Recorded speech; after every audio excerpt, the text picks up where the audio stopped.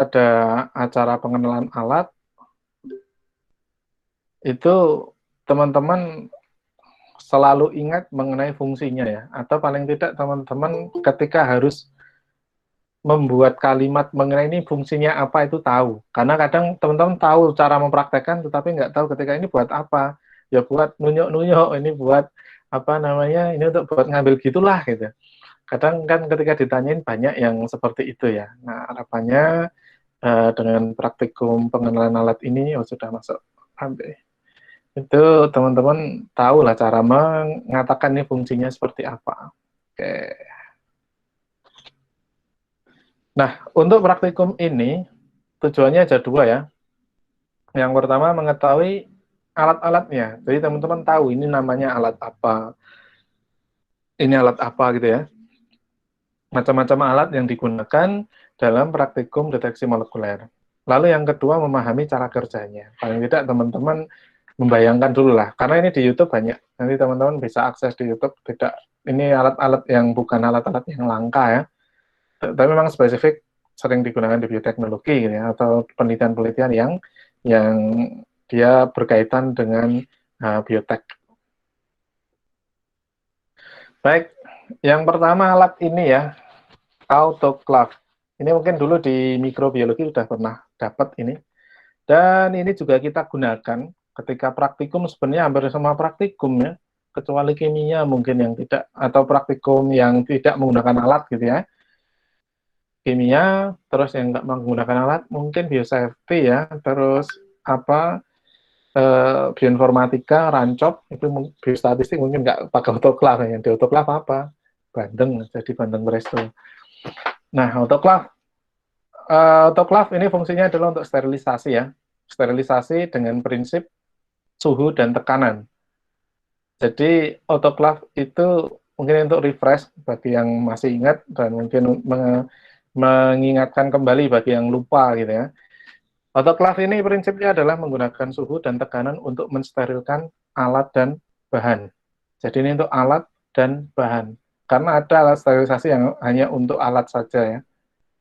Nah, temperaturnya umum yang digunakan adalah 121 derajat Celcius. Pada suhu tersebut, tekanan di dalam autoclave itu 1 atmosfer. Nah, pada tekanan tersebut tidak ada makhluk hidup, bahkan virus itu bisa bertahan. Sel itu pecah. Jadi sterilisasi menggunakan suhu dan tekanan.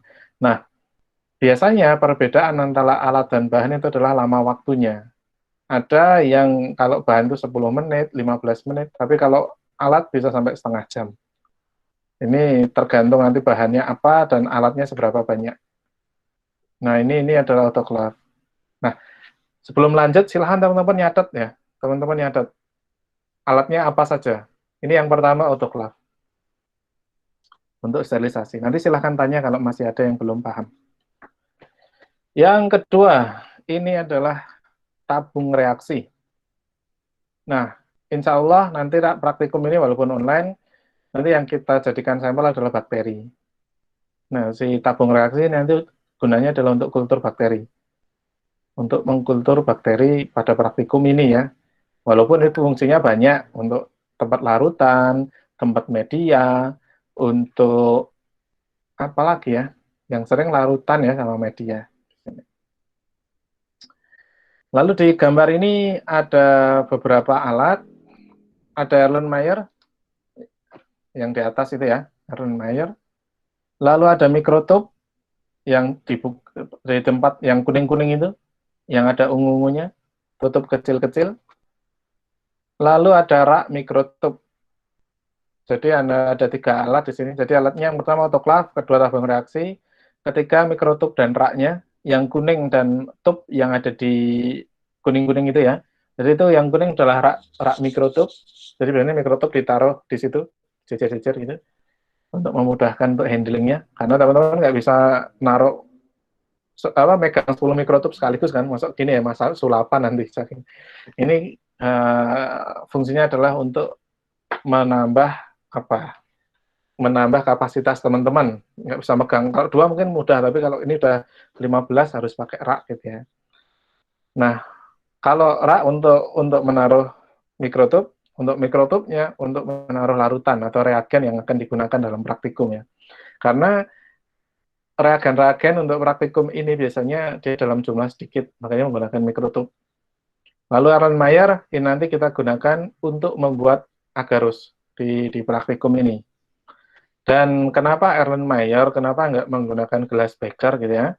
Biasanya ketika kita berurusan dengan hal atau bahan yang harus direbus, yang harus dididihkan, kita menggunakan Erlenmeyer karena corongnya kan bagian atas kecil ya, ketika ditutup lebih mudah, dan dia juga panasnya kan ketika ditutup dia lebih cepat gitu ya. Tapi kalau dia permukaannya atasnya itu lebar, itu akan banyak yang dia menguap.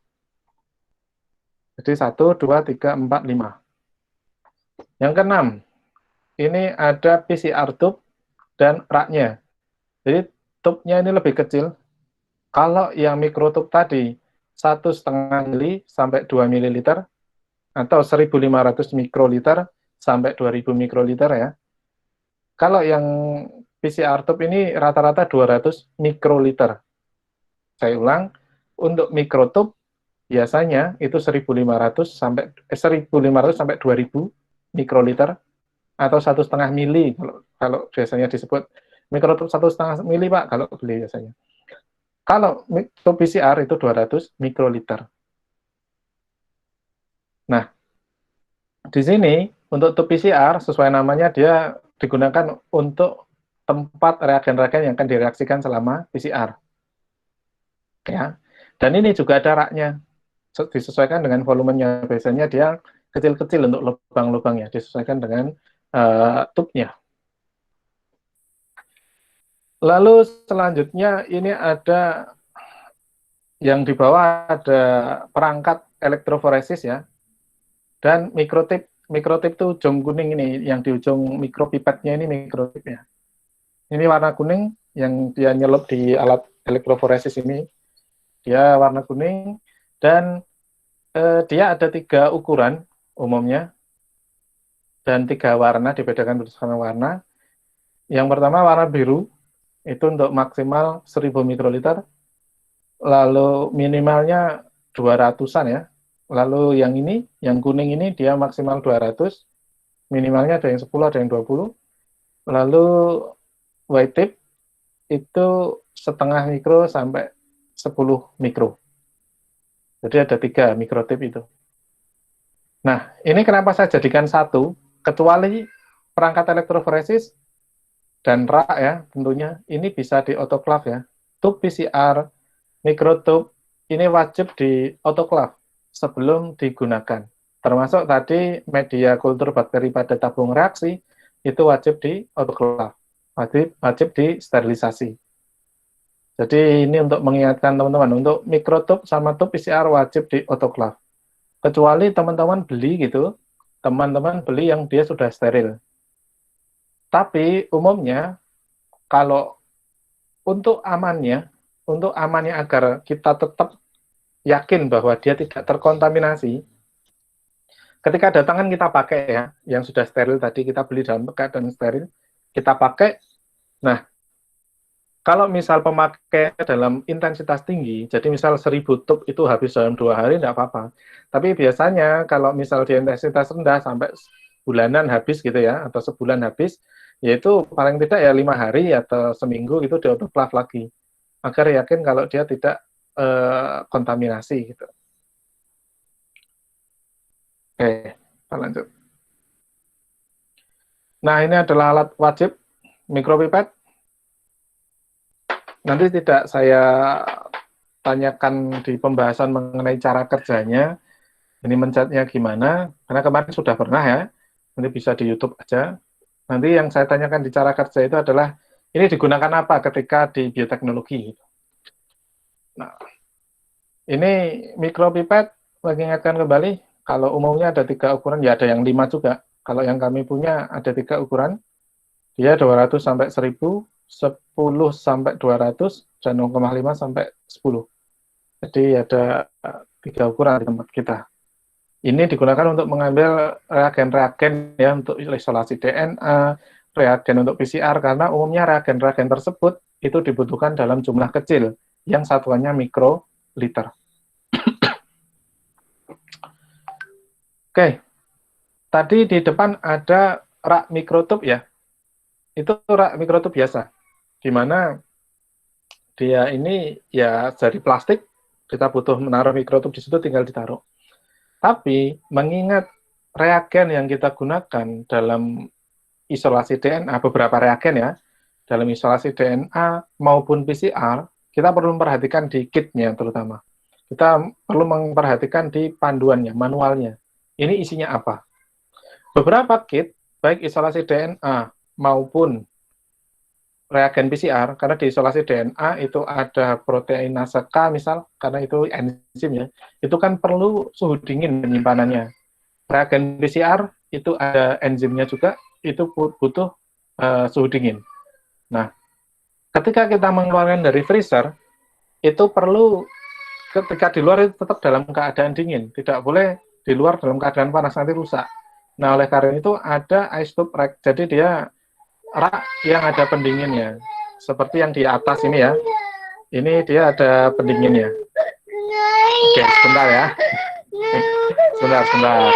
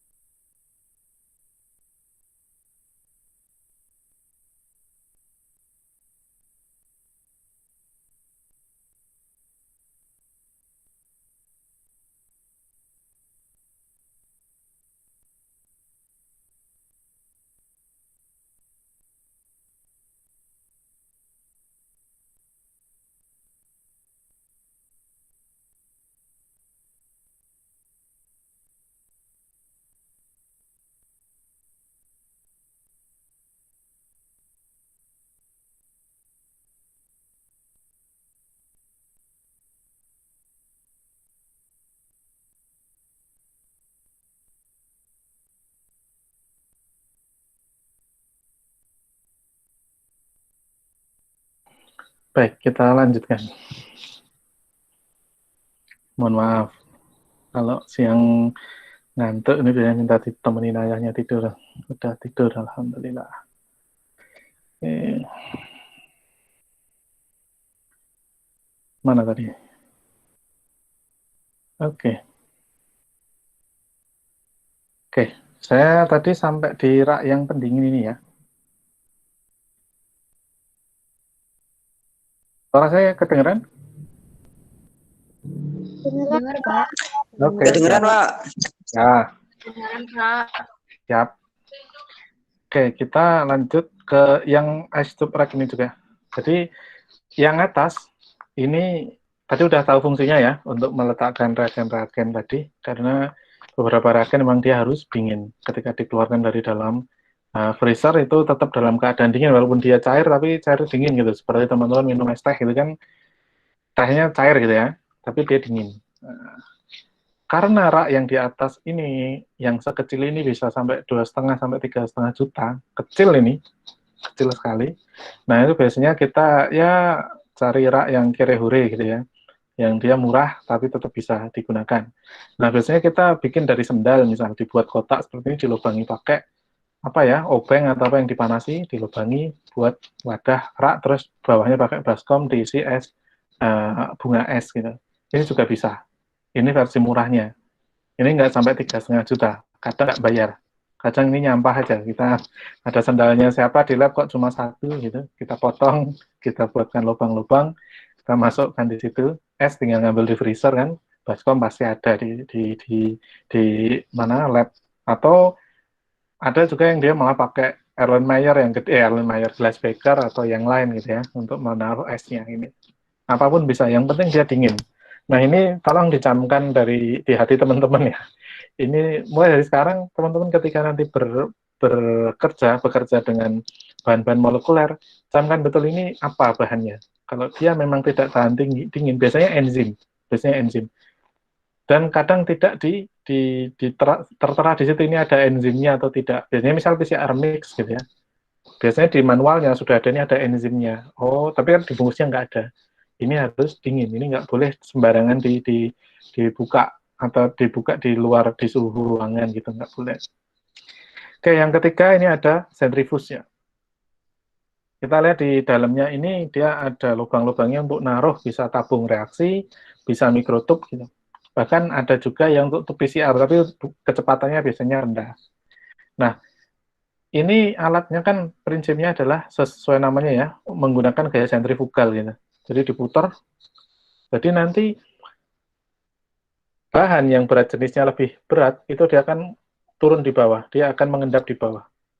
Terus naik ke atas, terus semakin ringan beratnya. Nah, ini fungsinya untuk memisahkan bahan yang tercampur dalam sebuah larutan berdasarkan berat jenisnya. Nah, ini kita lihat di depannya sudah di bagian depan itu ada LCD-nya ya. Di situ ada penyetel waktu, penyetel kecepatan biasanya. Nah, ada juga yang dia berpendingin. Jadi sentrifus berpendingin biasanya digunakan untuk isolasi RNA. Karena RNA itu sensitif terhadap suhu. Untuk beberapa kit dia menggunakan sentrifus yang berpendingin. Jadi sentrifusnya itu dingin. Atau dulu saya gunakan juga yang agak gede itu untuk panen protein. Tapi kalau sekarang kit-kit sekarang umumnya sudah nggak pakai berpendingin, nggak apa-apa. Tapi kalau punya lebih bagus. Jadi ada suhu, ada waktu, ada kecepatan.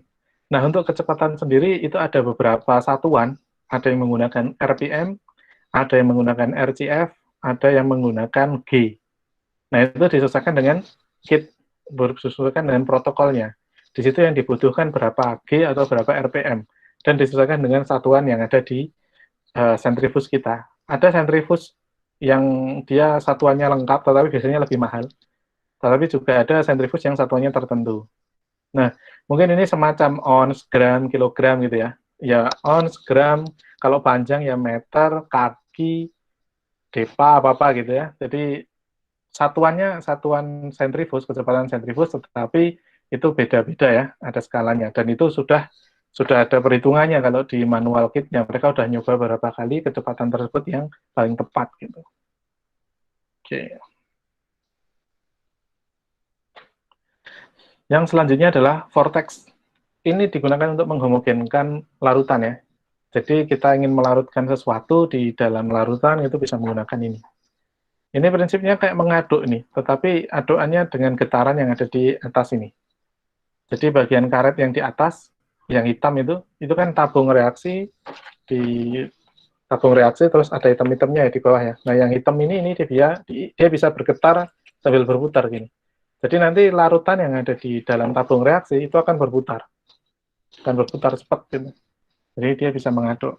Nah bagian ini tabung reaksinya, ini adalah karetnya ya yang hitam, malah nyala. Nah ini bagian yang hitam ini bisa diganti-ganti. Itu penggantinya ada di bawahnya itu ya. Ada yang dia bisa untuk mikrotube, ada yang dia bisa untuk tube yang kecil-kecil, ada juga untuk tabung reaksi atau tabung yang lebih gede. Ini tabung reaksi yang gede ini yang dicontohkan. Nah kalau yang kecil ini yang ada di bawah tabung reaksi yang biasa. Oke. Lalu kuvet dan spektrofotometer. Kuvet itu yang dipegangi tangan itu, spektro yang merah ini ya. Jadi alat ini, spektro ini digunakan untuk mengetahui kepadatan bahan terlarut di dalam suatu larutan gitu ya. Jadi ini nanti kita gunakan untuk mengetahui absorbansi dari DNA. Nanti fungsinya untuk mengetahui kemurnian DNA yang kita isolasi dan banyaknya DNA yang kita isolasi. Nah, wadah dari cairan yang akan kita baca absorbansinya adalah kuvet. Nah, ini kalau ini udah canggih ya, udah touchscreen, ada yang dia masih manual juga menggunakan kayak kalau HP itu candy bar ini ya, masih ada keypad-nya. Lalu ini ada dua alat sebenarnya, magnetic stirrer dan hot plate.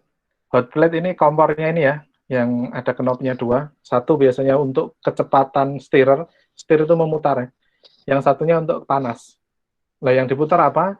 Di dalam beker ini, glass beker ini di dasarnya itu ada putih-putihnya. Itu sebenarnya ada magnet. Paling panjang seberapa ya? Ada yang panjang banget sih. Tapi rata-rata segini ya panjangnya. Tapi dia bentuknya tabung gitu. Panjangnya segini kira-kira. Warnanya putih. Dia terbuat dari magnet. Nah, ini kompornya. Ini kompor ya, bagian atas kompor itu. Nah, bawahnya ini ada magnetnya juga yang dia bisa berputar. Jadi ketika di atas tadi ada batang magnet, dia ikut berputar. Nah, ini untuk mengaduk. Diaduk sambil dipanaskan. Ini nanti kita gunakan untuk membuat agarus. Membuat agar-agar untuk elektroforesis. Oke. Selanjutnya adalah cetakan agarus. Yang atas dulu ya, cetakan agarus. Jadi sesuai namanya agarus, dia agar-agar, teman-teman kalau membuat agar-agar itu dipanaskan, digodok ya, campur air. Ini sama, dia serbuk, dicampur buffer nanti, cairannya, larutannya. Nah, cetakan ini sesuai namanya digunakan untuk mencetak agarus. Jadi ini untuk nyetak agar biar dia ada lubang-lubangnya. Kalau kita lihat di bagian atas, itu ada apa ya, kotak-kotak gini ya, kayak gigi itu. Kita nyebutnya kom atau sisir. Nah, sisir ini nanti, kan ini ikut tenggelam ya di dalam agar ya. Nanti ketika agarnya mengeras, sisirnya diangkat, kan jadi lubang-lubang. Nah, itu disebut well, atau ya lubang, sumuran gitu. Nah, ini nanti yang diisi dengan DNA. Kita isolasi DNA dapat berupa larutan kan, nanti kita kasih pewarna atau pemberat gitu, biar bisa masuk ke dalam lubang itu. Dimasukkan ke situ, nanti di elektroforesis. Selanjutnya thermocycler, yang bawah ini. Nah, untuk thermocycler ini sering disebut sebagai mesin PCR. Sebenarnya PCR itu nama metode ya, di PCR. PCR, nama metode. Bukan nama mesin, mesinnya thermocycler. Ya, atau mesin PCR gitu ya. Nah, itu PCR ditata di atas seperti yang dilakukan oleh tangan itu ya. Lalu di mesin ini sudah ada LCD-nya, di situ kita bisa nyetel suhu dan waktu. Karena prinsipnya PCR itu kan dia suhu dan waktu. Nah, di sini dia bisa di-setel melalui layar tersebut. Lalu ini adalah UV transluminator. Nah, yang teman-teman lihat di atas UV transluminator ini agarus yang dia sudah diisi dengan atau sudah diberi DNA yang sudah dielektroforesis ya. Tadi perangkat elektroforesisnya yang di depan tadi. Nah ini kita bisa membaca itu ada garis-garisnya itu DNA-nya. Ini di bawah UV. Warnanya tergantung pewarna yang kita berikan ke DNA-nya. Nah, kalau teman-teman membayangkan lab yang sudah lumayan advance, lab biotek itu ya kurang lebih seperti ini ya. Ada lab-nya, di sana ada vortex, ada mikropipet di mana-mana, lalu ada itu centrifuge, lalu ada mesin PCR jelas ya. Terus itu apa lagi itu ya? Ya alat-alat yang saya sebutkan tadi ada di sini semua lah. Ini nanti silakan ketika teman-teman sudah boleh offline gitu, sudah bisa kemana-mana, ketika liburan silahkan magang sebanyak-banyaknya, kemana saja yang dipingini. Kalaupun nggak bisa di perusahaan ini nggak mengizinkan, ya kita ganti yang lain. Nggak apa-apa, yang penting teman-teman pernah magang gitu. Karena selama mahasiswa, mungkin pernah tak sampaikan kalau mahasiswa itu gratis untuk magang. Tapi kalau udah bukan mahasiswa, magang itu seperti kuliah, apa kursus ya, kursus singkat gitu. Pesantren gila, tapi dia di lab gitu ya. Nah, ini nanti silakan, saya tahu teman-teman di Bio Farma ada lab seperti ini bisa dimanfaatkan ya. Ya tidak se-advan ini pun kalau misal peralatannya lengkap sudah menyenangkan kok. Apalagi kalau serapi ini ya, maksudnya alatnya juga lengkap seperti ini, oke banget. Baik, ini yang bisa saya sampaikan untuk pengantarnya. Jadi untuk pengenalan alat memang ini aja. Nah, untuk pengerjaan laporannya saya bukakan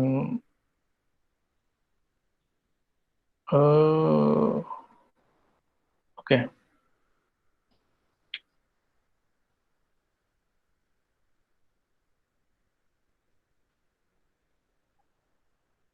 Oke.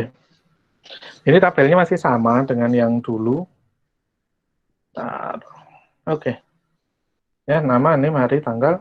Tujuan praktikum ada di slide tadi. Sudah saya share di e-learning. Lalu ini nanti gambar, silahkan cari sendiri. Silahkan cari sendiri. Dan cari di internet boleh. Dan nama alatnya taruh di sini. Gambarnya, alatnya yang mana aja, Pak? Yang tadi saya presentasikan ya. Nanti saya ulang lagi, nama alatnya apa aja. Lalu kegunaannya dalam bidang bioteknologi. Ini bukan lagi mengenai ini terbuat dari apa, fungsinya apa, tapi kalau fungsi kan biasanya untuk menaruh alat gitu. Tetapi kalau misal contohnya tadi mikrotube gitu, gunakan untuk sebagai wadah reagen-reagen isolasi DNA, karena umumnya dibutuhkan dalam jumlah kecil, atau mikroliter, misal seperti itu. Semua alat ya, nanti saya ulangi lagi alatnya apa saja. Nah, kalau sudah, nanti silakan dikasih tanggal, kasih nama saya. Kasih tanggal, kasih nama saya. Nah, lalu, ini saya ganti share dulu. Lalu kalau sudah selesai,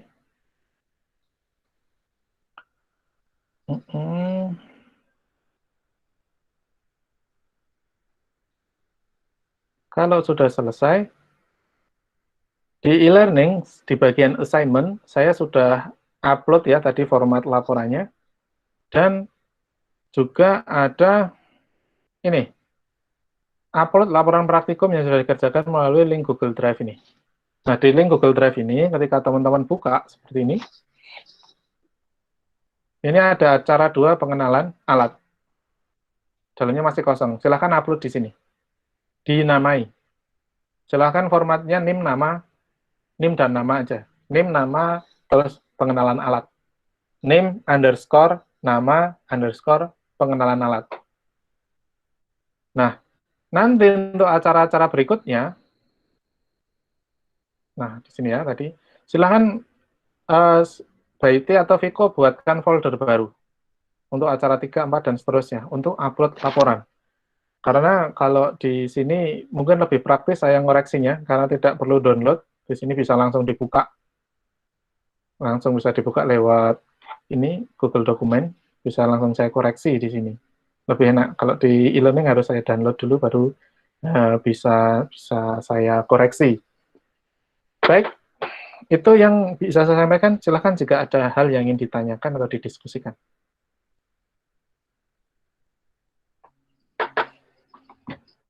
Pak, izin bertanya. Silakan. Udah Gradia dulu nggak apa-apa. Baru rebutan.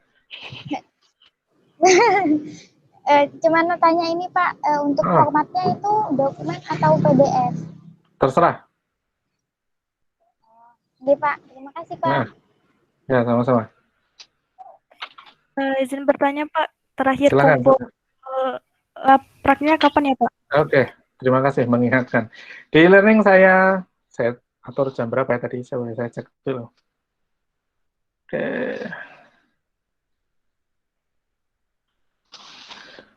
Laporan praktikum. Besok Sabtu jam 9. Baik Pak, terima kasih Pak. 9 pagi Pak. Jam 9 pagi. Baik Pak.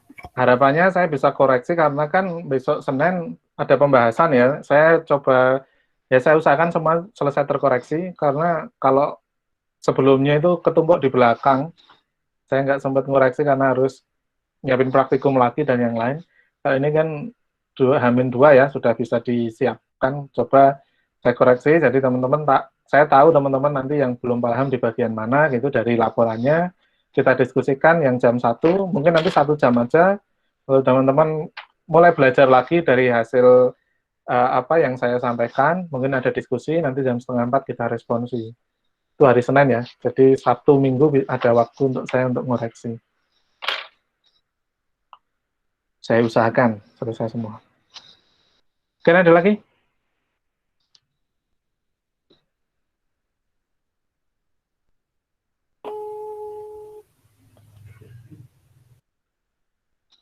Nggak ada? Tidak Pak. Oke, siap. Kalau udah nggak ada, silahkan setelah ini mengerjakan laporannya, karena nggak susah, biar nggak ketunda-tunda. Kalaupun sudah selesai, silahkan langsung di-upload. Karena bisa langsung saya koreksi. Ya mungkin saya koreksinya malam sih, nggak bisa siang. Nanti ya lumayan kalau hari ini udah ada yang upload, nyicil 5 lumayan. Sekarang 5, besok 5 atau 4 atau 3 lumayan. Silahkan dikerjakan habis ini karena masih 3:30 lagi nanti kita ketemu. Nanti kita membahas mengenai desain primer. Kalau nggak bisa 2 software, 1 software aja nanti untuk di blast primernya aja. Yang penting teman-teman paham mengenai bagaimana desain primer menggunakan software, apa saja yang perlu diperhatikan. Baik, kalau sudah tidak ada, mungkin saya tutup dulu, saya cukupkan sekian. Kita tutup dengan membaca bacaan hamdalah dan doa kafaratul majelis. Alhamdulillahirrahmanirrahim. Demikian yang bisa saya sampaikan. Apabila ada salah kata saya mohon maaf. Assalamualaikum warahmatullahi wabarakatuh. Waalaikumsalam. Waalaikumsalam. Terima kasih Pak. Ya, sama-sama.